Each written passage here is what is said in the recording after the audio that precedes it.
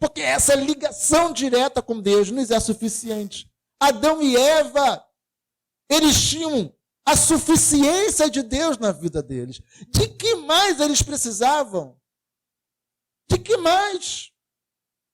Mas quando ela começa a desejar, a única coisa que Deus fala, olha, isso aí não é para você.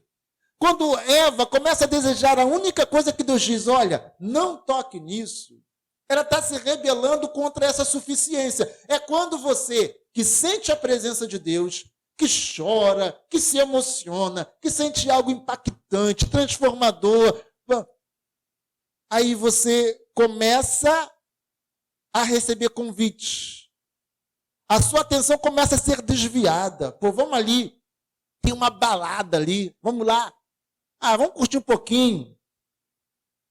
Ah, cara, vamos ali, vamos tomar uma ali. 1, 2, 3, 4, 10, 20. Não é? Litrão, não é? O que mais? Latão. Não é? Ou quando aquela bonitona começa a se insinuar. Não é? E por aí afora. Então, a gente está saindo de um estado de suficiência onde Deus nos é suficiente, onde a presença dele, a glória dele nos enche e a gente começa a se desviar, a perder o foco, a perder a direção, a perder o alvo, a perder o objetivo. Então a gente, em vez de seguir no nosso alvo e objetivo, a gente se desvia por alguma coisa que nos distraiu à beira do caminho. Quem entendeu, diga amém. Então Adão e Eva, eles fazem isso. Eles têm toda a presença de Deus, mas eles vão buscar algo mais, como se alguma coisa mais valesse a pena. Como se Deus não fosse o suficiente na vida deles.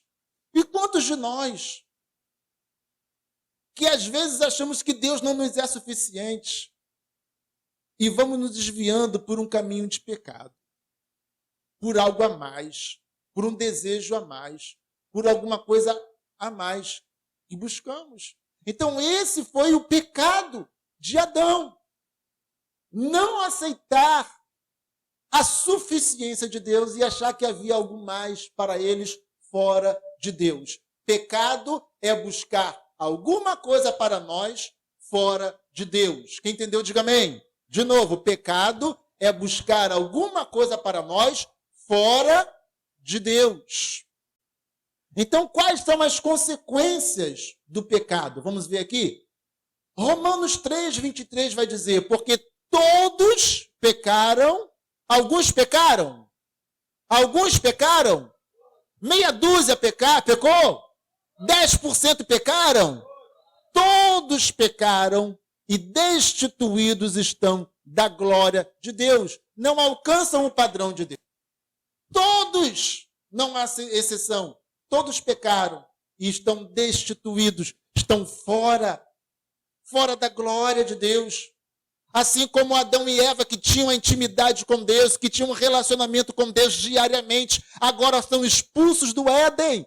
E eles perdem aquele relacionamento livre, direto com Deus. Agora estão longe do Éden, expulsos do Éden, tendo que se virar sem a presença maravilhosa de Deus em suas vidas. Quem entendeu, diga amém. Todos estão destituídos da glória de Deus. E ainda, no capítulo 6, versículo 23, eu quero ler agora só a primeira parte do versículo, Paulo vai dizer, porque o salário do pecado é a morte. Então eu trago aqui para você essas duas consequências que são as principais, e a partir dessas duas consequências do pecado, todos os outros males acontecem. Quando nós estamos destituídos da glória de Deus, nós estamos por conta própria. Quando Caim, filho de Adão, mata Abel, é porque Caim estava destituído da glória de Deus. Então o seu coração se enche de ódio, de inveja, de desejo de morte, porque Caim nasceu no pecado, debaixo do pecado. Aliás, foi o primeiro a nascer debaixo do pecado, porque foi o primeiro filho de Adão. E ele vai e mata seu irmão.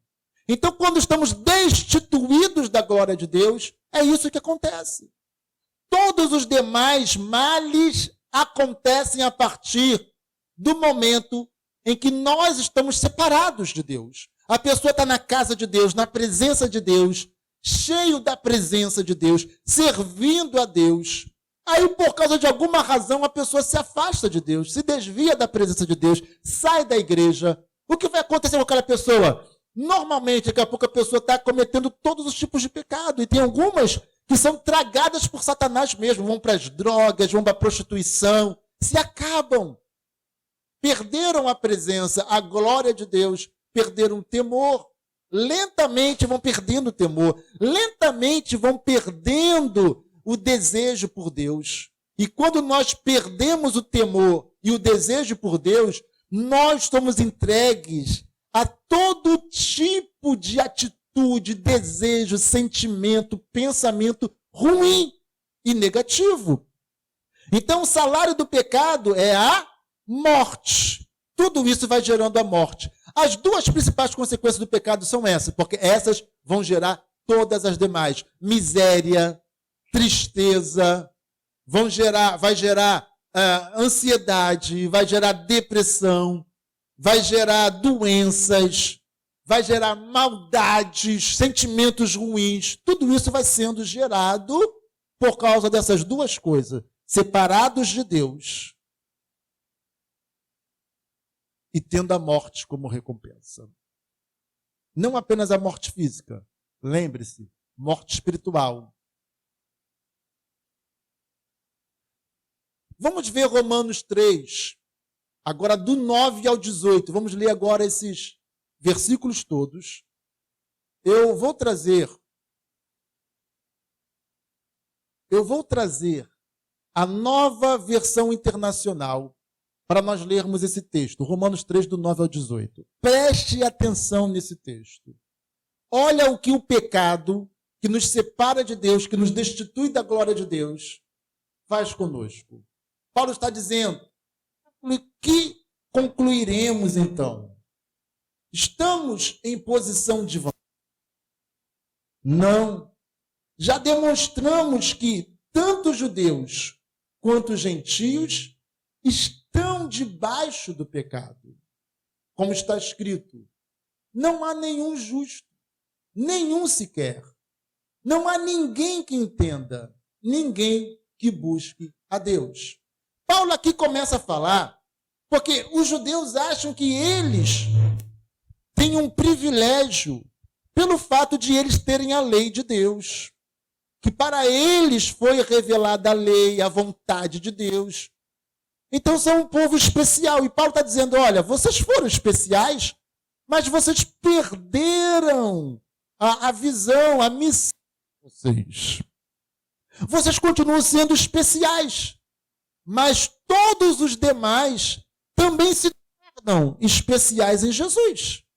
Vocês não têm vantagem sobre aqueles que também entregam a sua vida a Jesus. E ele vai dizendo, porque não há nenhum justo, nenhum sequer. Não há ninguém que entenda, ninguém que busque a Deus. Todos se desviaram. Quantos se desviaram? Alguns? Meia dúzia? 10%? Quem se desviou? Todos se desviaram. Tornaram-se juntamente o quê? Inúteis. Não há ninguém que faça o bem. Então, olha o que o pecado gerou no homem. Olha o que o pecado gerou na humanidade. Se tornaram inúteis. Não há ninguém que faça o bem. Não há nenhum sequer. Suas gargantas são um túmulo aberto.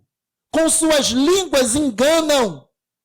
Veneno de serpentes está em seus lábios. Suas bocas estão cheias de maldição e amargura.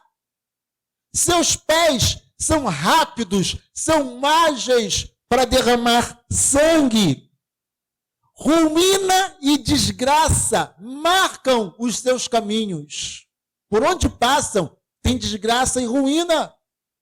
E não reconhecem, ou melhor, e não conhecem o caminho da paz.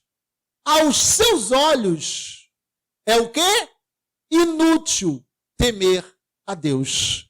Vê se não está descrita exatamente a condição do homem em pecado. É isso que Paulo está falando. Nem a lei era suficiente, nem a lei mosaica, nem a lei de Moisés foi suficiente para mudar o estado pecaminoso do homem. Pelo contrário, a lei realça o pecado. A lei aponta o pecado. Então, nada disso foi suficiente.